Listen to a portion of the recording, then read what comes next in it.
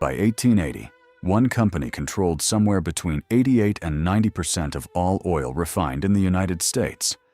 Not through a single dramatic monopoly play, not through political favors alone, but through a decade of ruthlessly precise business engineering carried out by a quiet, deeply religious bookkeeper from Cleveland, Ohio, who almost never raised his voice and rarely gave interviews. John D. Rockefeller did not invent the oil industry. He didn't even invent the idea of consolidating it. What he built, piece by piece, was something closer to a machine, one designed to systematically remove risk, uncertainty, and competition from an industry that, in its early years, was defined by almost nothing but chaos. This is the story of how Standard Oil came to dominate American industry, told through the actual mechanics of how it was done. The rebates, the secret alliances with railroads, the calculated buyouts, and a strategic philosophy that Rockefeller himself referred to, without apparent irony, as cooperation rather than competition. To understand why Rockefeller succeeded where so many others failed, you have to understand the industry as it actually existed in the years following the first American oil discoveries near Titusville, Pennsylvania in 1859.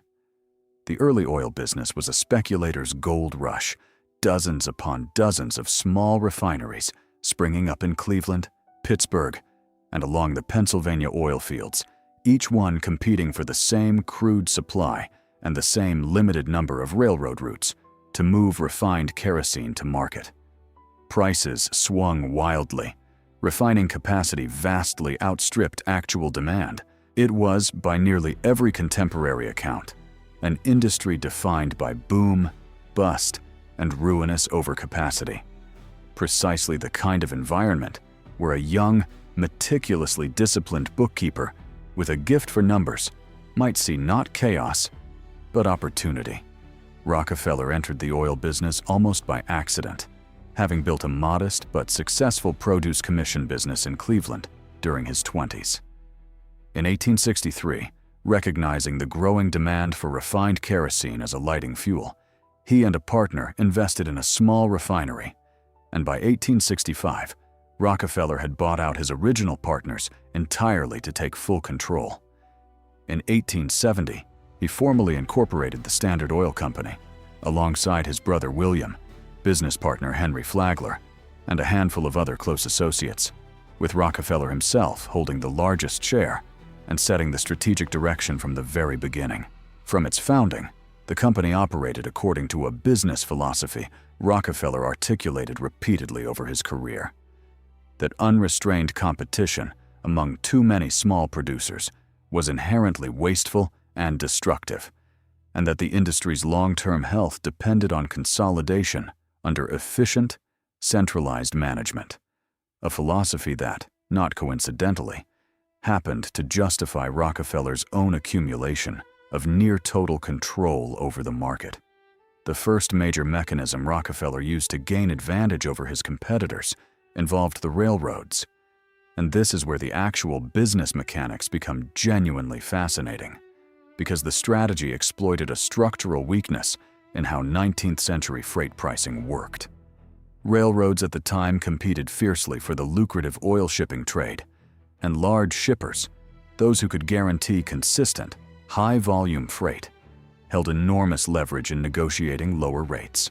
Standard Oil, already the largest refiner in Cleveland by the late 1860s, used this leverage to negotiate rebates, effectively discounted shipping rates unavailable to smaller competitors who couldn't guarantee comparable volume. This alone gave Standard Oil a meaningful cost advantage. But in the winter of 1871 and into 1872, Rockefeller and his allies pursued something considerably more aggressive.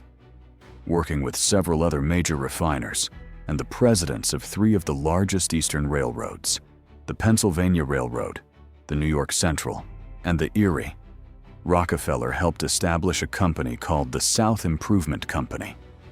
Under its terms, the participating railroads agreed to dramatically raise their published freight rates for all oil shippers. Member companies of the South Improvement Company, however, would receive substantial rebates, bringing their effective rate back down to a manageable level, while non-member shippers would be forced to pay the full inflated rate. Even more damaging, the arrangement included a mechanism known as a drawback, meaning that Standard Oil and its partner refiners would actually receive a cut of the higher freight charges paid by their competitors, effectively profiting directly from the increased costs being imposed on the very companies they were trying to drive out of business. It was a scheme that turned the railroads themselves into instruments of competitive destruction, converting Standard Oil's rivals' own shipping costs into a revenue stream for Standard Oil. Word of the South Improvement Company's secret terms leaked to independent oil producers and refiners in early 1872, and the reaction was immediate and furious. Independent producers in the Pennsylvania oil regions organized boycotts, refusing to sell crude oil to any refiner participating in the scheme. Newspapers across the country ran scathing editorials condemning the plan as an assault on free enterprise itself. The public backlash grew severe enough that the Pennsylvania state legislature formally revoked the South Improvement Company's corporate charter on April 2, 1872, and the arrangement collapsed entirely within about 10 weeks of its formation, before a single barrel of oil had actually been shipped under its terms. And yet here is the detail that makes this episode so revealing about Rockefeller's actual method of operating, because the South Improvement Company's practical failure did almost nothing to blunt its strategic effectiveness. During the exact window when the scheme was active, roughly 6 weeks between February and March of 1872, Rockefeller and Henry Flagler moved with extraordinary speed to buy out Cleveland's competing refineries, acquiring 22 of Cleveland's 26 refineries in that brief span, an episode historians would later come to call the Cleveland Massacre. Many of the independent refiners who agreed to sell did so specifically because they believed, correctly or not, that the South Improvement Company's freight arrangement was still very much in force and would soon make independent operation commercially impossible. Rockefeller understood something crucial here. The mere threat and rumor of an overwhelming competitive advantage could accomplish nearly as much as the advantage itself, particularly when reinforced by Standard Oil's other quiet maneuver during this same period, purchasing stock positions in nearly every major Cleveland bank, ensuring that any independent refiner who tried to hold out and seek financing to compete would find the local banking system distinctly unhelpful. Rockefeller's approach to these acquisitions reveals another defining feature of his method. He rarely destroyed his rivals outright, when he could instead absorb them. Refiners who agreed to sell were typically offered a choice: cash for their physical assets, valued at whatever Standard Oil's own appraisers determined the aging, often obsolete equipment to actually be worth, or shares of Standard Oil stock instead. Rockefeller consistently urged sellers to choose stock and told them directly that doing so would ensure their families would never know financial want. For those who accepted this offer, the advice proved remarkably prescient, since Standard Oil stock would go on to generate enormous returns over the following decades. For those who held out, resisted, or insisted on cash rather than equity, the results were often considerably less fortunate, as Standard Oil's continued cost advantages, secured through rebates and volume purchasing power that smaller independents simply couldn't replicate, made independent survival increasingly difficult with each passing year. We break down the strategic systems that shaped modern economic history, preserving the mechanics and insights of the past before they are forgotten. Subscribe today to join our community of history enthusiasts and help keep these deep dives alive. By the mid-1870s, Standard Oil had achieved something close to complete horizontal integration within the refining sector itself, meaning Rockefeller had consolidated ownership across virtually every refinery at the same stage of the production process, eliminating the internal competition that had plagued the industry's earlier chaotic years.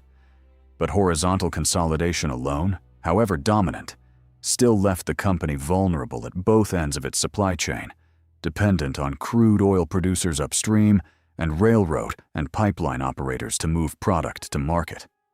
Rockefeller's next strategic evolution addressed exactly this vulnerability through what business historians now describe as vertical integration, the systematic acquisition and control of every stage of the production process, from the oil fields themselves through to the barrels, tank cars, pipelines, and retail distribution networks that ultimately delivered kerosene to consumers. Standard Oil began acquiring or building its own barrel-making operations, ensuring it no longer depended on outside suppliers, even for something as basic as the wooden barrels used to ship refined product. A move that alone was estimated to save the company meaningful money per barrel at massive scale. The company invested heavily in pipeline infrastructure, recognizing early that pipelines represented a far more efficient and controllable means of moving crude oil than dependence on railroad freight rates that, however favorable, remained subject to negotiation and competitive pressure from rival shippers. By controlling pipeline access across major oil-producing regions, Standard Oil gained the ability to effectively determine which independent producers could economically get their crude to market at all, a form of leverage even more powerful than the rebate structures that had defined its earlier rise. The company similarly built out its own distribution and marketing networks, moving Standard Oil kerosene directly into retail markets rather than relying entirely on independent distributors, further insulating the company from any point in the supply chain where a competitor might gain meaningful leverage. This combination, near total horizontal consolidation within refining, paired with deep vertical integration across the entire supply chain, gave Standard Oil a structural advantage that went well beyond simple economies of scale, though those economies were themselves substantial. A company operating at Standard Oil's volume could negotiate better terms with every supplier, absorb short-term losses in specific regional markets to undercut and eliminate local competitors, a practice its critics termed predatory pricing, and then restore prices to profitable levels once that regional competition had been eliminated. Secure in the knowledge that few competitors possessed the capital reserves to survive an extended price war against a company of Standard Oil's size. By the early 1880s, Rockefeller and his associates faced a genuine legal and organizational challenge. However, one created paradoxically by the very success of their consolidation strategy. American corporate law at the time generally restricted a company chartered in one state from directly owning and operating businesses in other states, a significant obstacle for an operation that now controlled refineries, pipelines, and distribution networks scattered across numerous different states and legal jurisdictions.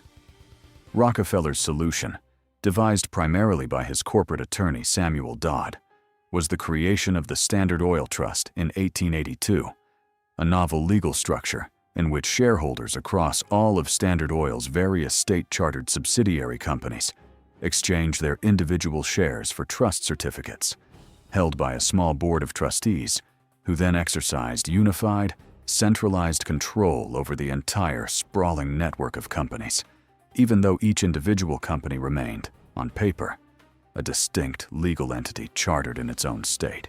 It was an elegant solution to a genuine legal problem, and it was also, quite deliberately, a way of achieving centralized monopoly control while technically complying with a patchwork of state laws never designed to anticipate an enterprise of this scale or structure. The word trust, in fact, entered the American political and legal vocabulary largely because of this exact innovation, and it would go on to define an entire era of debate over corporate power in the United States. The scale Standard Oil had achieved by this point was, by any historical measure, extraordinary. At its peak influence in the 1880s and 1890s, the company controlled somewhere in the range of 88 to 90% of all oil refined within the United States, along with dominant positions in pipeline transportation and a substantial share of crude oil production itself. This dominance generated returns that made Rockefeller, by most historical estimates, the wealthiest individual in American history relative to the overall size of the national economy at the time. A fortune built not on a single invention or a single dramatic business coup, but on the patient, methodical elimination of competitive uncertainty at every conceivable stage of a single industry's operation. That dominance, inevitably, generated fierce political and public opposition, and this opposition would eventually produce consequences Rockefeller himself could not fully control.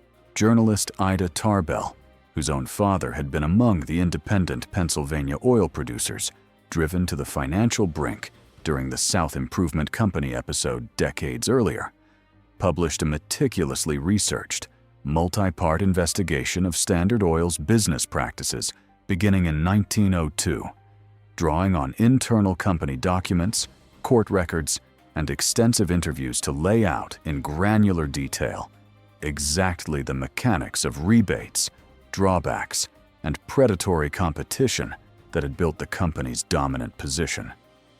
Tarbell's investigation, along with a broader wave of public and political concern over the power of industrial trusts more generally, helped fuel growing momentum for federal antitrust action. The Sherman Antitrust Act, passed in 1890, provided the legal foundation, and in 1909, the federal government filed suit against Standard Oil under its provisions, arguing the company constituted an illegal monopoly and restraint of trade. In 1911, the United States Supreme Court agreed. The court ordered the Standard Oil Trust broken up into 34 separate, legally independent companies, a decision that stands as one of the defining moments in the history of American antitrust enforcement. In an outcome that reads today as almost darkly ironic, the breakup, intended as a punishment for Rockefeller's monopolistic dominance, actually made him considerably wealthier still, since he retained substantial shareholdings across virtually all 34 resulting companies, several of which, including what would eventually become ExxonMobil, Chevron, and Marathon Petroleum, went on to individually become some of the most valuable corporations in American history in their own right. What makes Rockefeller's rise such an enduringly instructive case study well over a century later isn't simply the scale of the fortune he built, considerable as that fortune was. It's the sheer methodical precision of the strategy itself, a strategy built not around any single dramatic innovation, but around the systematic elimination of every source of competitive uncertainty an industry could present. Rebates that turned shipping costs into a weapon against smaller rivals. A secret railroad alliance whose mere threat proved nearly as effective as its actual enforcement. A buyout strategy that offered genuine, often generous terms to competitors willing to sell, while relying on banking relationships and cost advantages to make independent survival increasingly untenable for those who refused. Horizontal consolidation that eliminated internal competition entirely, followed by vertical integration that insulated the resulting giant from vulnerability at every remaining stage of its supply chain. And finally, a legal innovation, the trust structure itself, that allowed a genuinely national enterprise to operate as a unified whole, despite a legal system built around independent state jurisdictions, never designed to contain something of its scale. Rockefeller himself, notably, rarely framed any of this in the language of ruthless conquest that later critics would apply to it. He described his life's work, repeatedly and apparently sincerely, in the language of order, efficiency, and rational cooperation, a philosophy that, whatever one makes of its underlying ethics, proved extraordinarily effective at building what remains, even after its court-ordered dismantling, one of the most influential business structures in the history of American capitalism. What part of Rockefeller's strategy do you think was most decisive in securing his monopoly? Share this video with a friend who enjoys business history, and let us know your thoughts in the comments below.